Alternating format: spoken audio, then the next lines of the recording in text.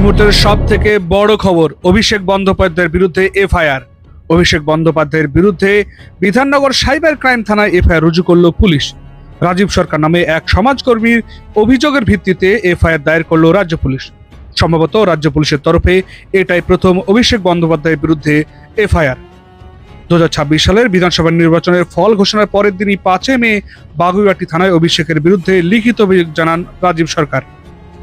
নির্বাচনী চলাকালীন একাধিক জায়গায় বক্তব্য উস্কানি দেওয়া, কেন্দ্রীয় স্বরাষ্ট্রমন্ত্রী অমিত শাহকে হুমকি দেওয়া, এমন একাধিক জায়গায় অভিষেকের মন্তব্যের লিঙ্ক তুলে ধরে অভিযোগ জানান।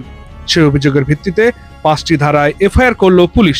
এর মধ্যে 3টি ভারতীয় সংহিতা আইনের ধারা রয়েছে, বিএনএস 192, বিএনএস 196, বিএনএস 351/2 ধারা রয়েছে। এছাড়াও রিপ্রেজেন্টেশন অফ পাবলিক অ্যাক্ট এর 2টি ধারা প্রয়োগ করা হয়েছে। ভারতীয় ন্যায় সংহিতার 192 ধারা জামিন অযোগ্য দাঙ্গার উদ্দেশ্যে উস্কানি দেওয়ার অভিযোগ, 196 ধারা জামিন অযোগ্য বিভিন্ন গোষ্ঠীর মধ্যে সম্প্রীতি নষ্ট করা, ঘৃণা ছড়ানো, 351/2 ধারা জামিন অযোগ্য মৃত্যুর ভয় দেখানো, হুমকি দিয়ে মানুষের সম্মান ও সম্প্রীতি নষ্ট করা, 353(1)(c) ধারা জামিন অযোগ্য মিথ্যা বিভ্রান্তিকর বক্তব্য ও গুজব ছড়ানো, জনপ্রতিনিধিত্ব আইনের 123(2) ও 125 ধারা প্রয়োগ করা হয়েছে।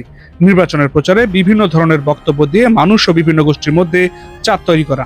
এই মুহূর্তের আরো একবার জানিয়ে রাখি, এফআইআর রুজু করা হলো অভিষেক ব্যানার্জির বিরুদ্ধে।